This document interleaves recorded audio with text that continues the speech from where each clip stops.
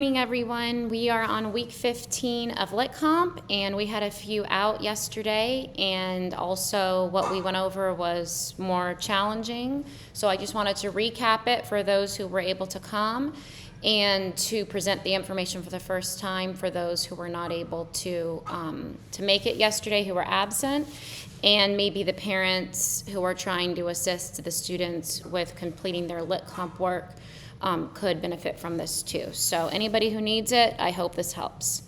So we began yesterday with our bell ringer, as always, and we discussed the compound sentence, which is the sentence that has two clauses that are both neither is subordinate to the other. So we have two main clauses, no subordinate clause. We are on page 216 of our white binder student work text, if you'd like to follow along with me. We named our 7 coordinating conjunctions. Those would be those conjunction words, and, but, or, which link to main clauses.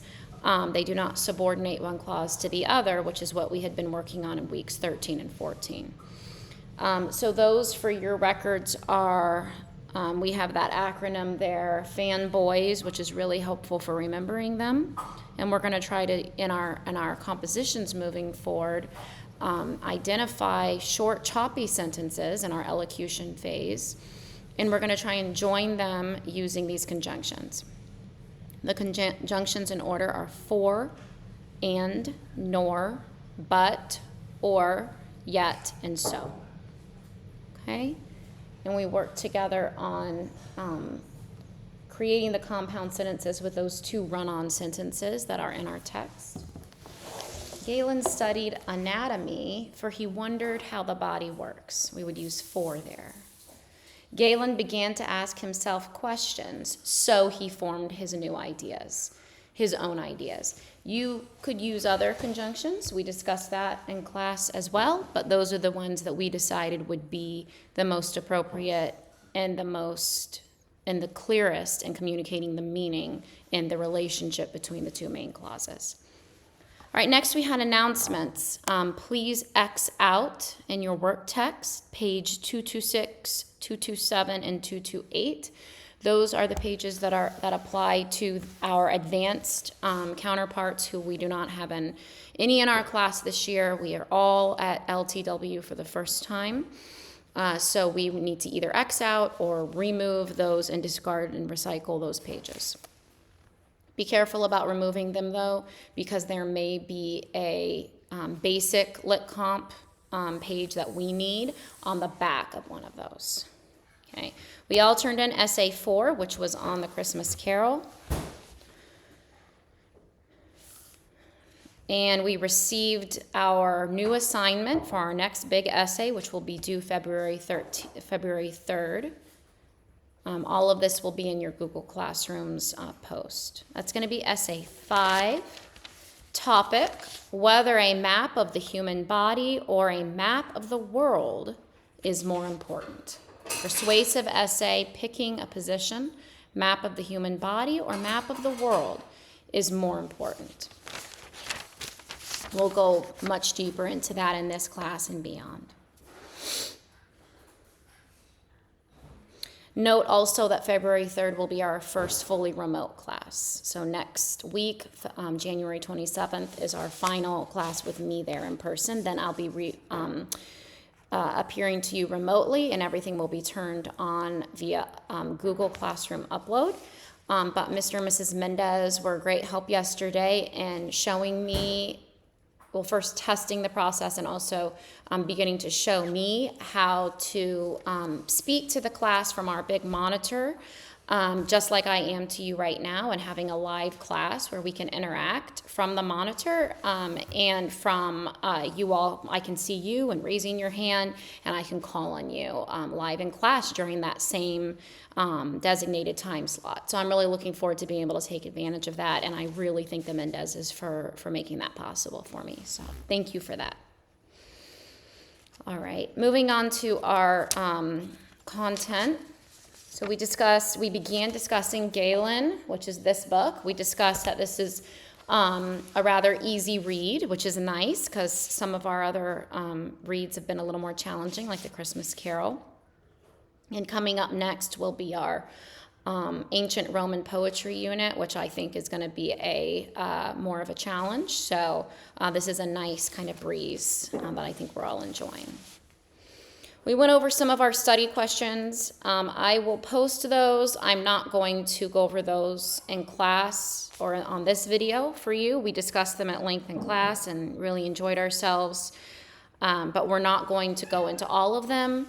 I'd like to only present to you on page 54 and 55. Turn in your copy of Galen, please, because this presents our issue for Essay 5.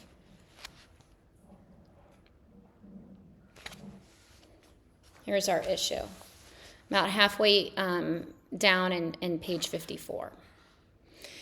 He, Galen, and his friend Ptolemy compared notes about their futures.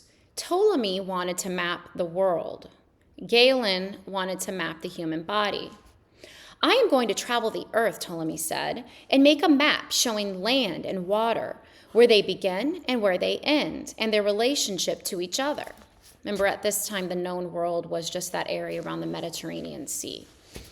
I am going inside the human body, Galen said, and map the parts and show their relationship to each other. They spent hours arguing which was the most important. So that will be our topic. Which is more important to humanity, a map of the world or a map of the human body?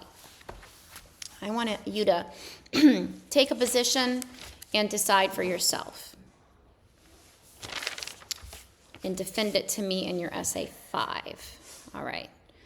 Moving forward relatedly, but kind of shifting gears to our composition then, to that Essay 5. Let's review what we're doing here.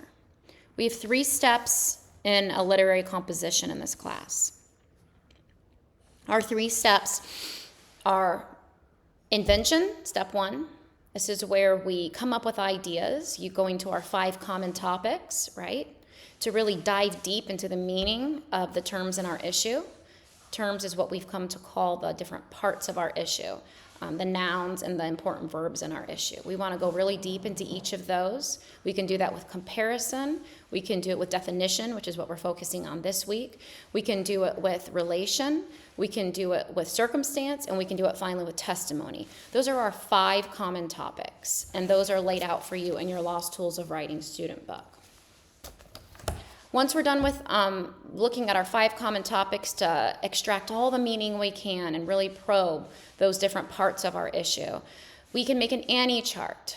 We will add the points from our 5 common topics analysis to that I column of our Annie chart. The I column is the interesting column, right? We will then pick the point from the I column, and we will place it in either the affirmative, A, or the negative, N column, as we think they bear on the one or the other position. This time is a little different because I haven't framed this as an affirmative or a negative. You could, if you wanted to, you could say whether a map of the human body is more important than a map of the world, right? It's simply taking a position whether you think the anatomy of the human body and exploring the human body for medicine is more important, or if mapping the world and doing a Christopher Columbus and a Magellan kind of activity is more important to humanity, all things considered, okay? Now we're ready to move on to the second part or step of our composition process. That's the arrangement. We've done invention with the 5 common topics and the Annie chart. Now we're on arrangement. This is what we would call outlining. It's our thinking order. It's putting it down on paper. We always have several worksheets for our arrangement in our student work text to help us to get out our if we're going to have an exordium, if we're going to have we're going to learn something this time called division, where we present a counter thesis or the opposing view. we're going to have our first proof with subproofs, second proof with subproofs. You guys know how this unfolds. Then we'll have a help with pulling out our concluding points, and if we're going to add an amplification or in some way connect with our reader at the very end, we can note that at the bottom of our arrangement outline, okay? Finally, at the end, once we have brainstormed in the invention phase, we've organized in the arrangement phase, final phase is elocution. That's that MLA style, 12-point font, typed, double-spaced, Times New Roman or Arial or like font, finished essay that you either email to me or you print out and you hand to me. Please make sure that those final essays are typed. If you don't have a printer, you may email them to me and just give me your foundational material, your Annie charts and your outlines and your arrangement worksheets separate in class if you need to. When we're going remote, you'll need to scan those to me. Okay. So now let's turn to the new essay topic and for essay 5 and discuss our we're going to our 5 common topics, right? So our first topic, our first common topic is I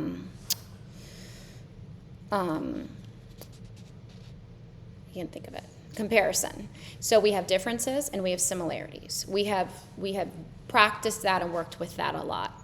We did that with Tirzah and with the Christmas Carol. Okay, we will still use those skills we learned with this essay. We don't just throw out the comparison part just because we're moving on to a focus on the second common topic of definition. You will build, right? Everything, it's both and, it's not either or. You're going to build, and it's a cumulative learning where you will continue to use that first topic of comparison even though you're moving on now to adding definition, okay? What's this about definition? Let's look at this. We spent some time in this on class, and I want you to turn in your work text to page 223. When we are engaging in the topic of definition, we are looking very carefully at what the terms of our issue mean. And it doesn't just mean going to a Webster's dictionary and looking up the word and copying down what it says, okay? This is doing some more thinking, because remember, the point is for us to think hard, almost meditate on the parts of our issues so that we can think of more points to write about, right? We're gathering more data for that I column of our Annie chart, okay? So we won't just look up the definition for this week of the word map, right? And write down a chart that shows location of things in an area. That would maybe be a simple definition of the word map. No, we're going to ask these questions. Here's what we're going to do. We can also follow along in page of your Lost Tools of Writing, colorful spiral book. I'm on page 51. Okay. Turn there if you're following along. All right, so page 51 in our Lost Tools of Writing spiral book. Page 223 in our work text. That's what we're at. Step-by-step directions. Identify a term from your issue. We identified in class. I didn't want to go into the issue. I want you to do that for your homework on your own. And plus, I want your ideas on it. But together in class, we used the term apple for what we were going to generate a definition for, okay, for our example. So we've got apple here, okay? Number 2, list 3, I'm on page 51 of your Lost Tools of Writing spiral bound book. List 3 or 4 groups this term belongs to. Okay, as a class, we named food, plant, fruit, snack, and we had 1/5 idea of the apple is a kind of a part of the Western cultural symbolism. We see the apple in a lot of parts of kind of cultural references. We see it in depictions of Adam and Eve. We see it in depictions of Snow White with the poisonous apple, right? We see it in an apple a day keeps the doctor away. It's kind of been absorbed into the fabric of our Western culture, okay? By Western, I mean those peoples deriving from Europe, all right, which is most of the people, most of us here, not the Asian or Eastern culture, which would be like the Oriental races, okay? So just our Western culture has inculcated the apple as a symbol in many different ways of both the good and the bad.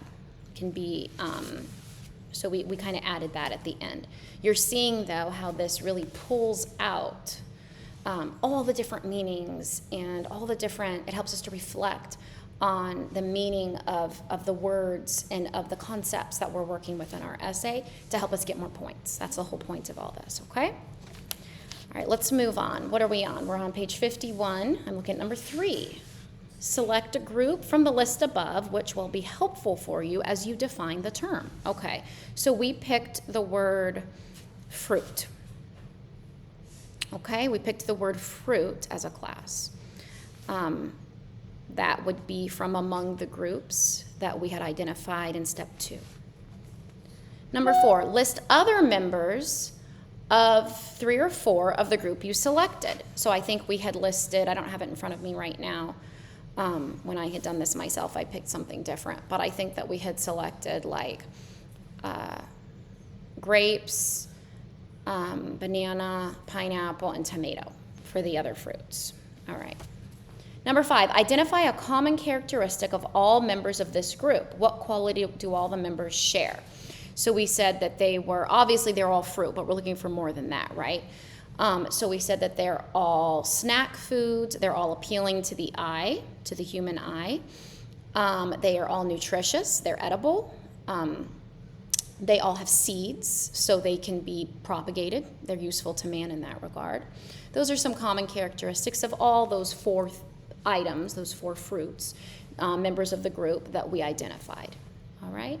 Now we have number 6. Look at this. What characteristic makes the term apple different from the other group members?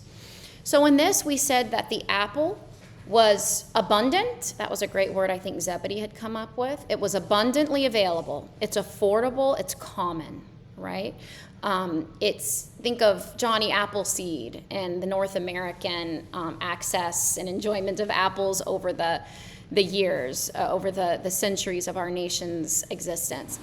Think of the fact that while somebody may like tomatoes or not, right? Somebody may or may not like some of the other fruits that we could come up with. The apple is kind of the most, everybody likes an apple, all right? It's the commonly enjoyed food of our culture, all right? Unlike some of the other fruits. So we could say it's common, it's wholesome, it's abundantly available, it's affordable. It's something that's a basic, available, popular snack food, okay? Now you may be saying, why are we going so deep into this? I don't care about an apple. But you can see if you had to write a composition for me on whether apples or oranges were better, some of these points that we're coming up with would come in handy. All right, we're doing it on a very, very basic level. You're going to apply it to something more complex when you're inventing your data points for your issue for this week. All right, our final step is on page 52. Write a definition. Include the term, its group, and its difference. In other words, state that the term is a member of its group and how it is different from all the other members. So they have some examples there. If the term was the blue whale, we'll come back to apple. I just want you to see how this works. They said the term was the blue whale, the group was mammal. What was the difference? It was the largest known to have existed. So of the mammals that our example student came up with, the blue whale was the largest. That's how it is distinct from the others. So they wrote this definition. The blue whale is the largest mammal known to exist. They pulled some good points out about that, right? Okay. So for our apple, we're going to come back to that. See if you can take a minute to think about a good definition of an apple based on the things that we just talked about. I'll give you a minute to do that.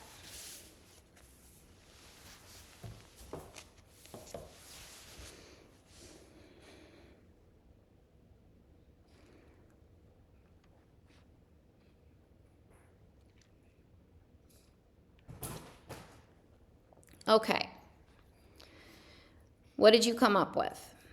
I got an apple is a tree fruit that is edible, commonly available, and appealing to the eye, and makes a popular American snack. That brings out a lot of good attributes of the apple and might help me if I was writing an essay comparing apples and oranges. Okay? All right, to close out this video, I want to give you your homework, recap your homework, and this will be in Google Classrooms too. You're going to engage in this invention process with the 5 common topics, the second topic of definition, with the part of your issue for Essay 5, whether a map of the human body is more useful and better or important to man than a map of the world. All right, which is more important, all things considered. Remember, we're talking about the 3rd century BC, at a time when the world had not been traveled. The known world was just that area around the Mediterranean, and it would have taken a person, and pointed out in our book, our author Jane Bendick says that if something was 100 miles away, it might as well have been on Mars. That was really, really far away for that time period. At the same time, there was no x-rays, and dissecting the human body or taking autopsy was forbidden by cultural norms and was illegal in ancient Greece at this time. So both things were important. Which, all things considered, do you think was more important? All right, I want you to probe all of those different things, all those different issues and ideas that you have, and the data points that you can invent with your 5 common topics. And I want you to write a good persuasive essay taking one position or the other. You're also going to finish Galen, reading through the end of chapter 13, more or less the last half. And you're going to complete your reading guide, which includes on pages 220 through 222 a graphic novel. We've done that a few times now, so they want you to do that same process with Galen as we did. I think we did it with Gilgamesh and with Tales of Ancient Egypt. Don't forget to get your reading guides complete. Those reading guides can really help you with composing your essays and getting some of these points for your Annie charts too, okay? Well, thank you for your time today, and reach out if you have questions. Bye-bye.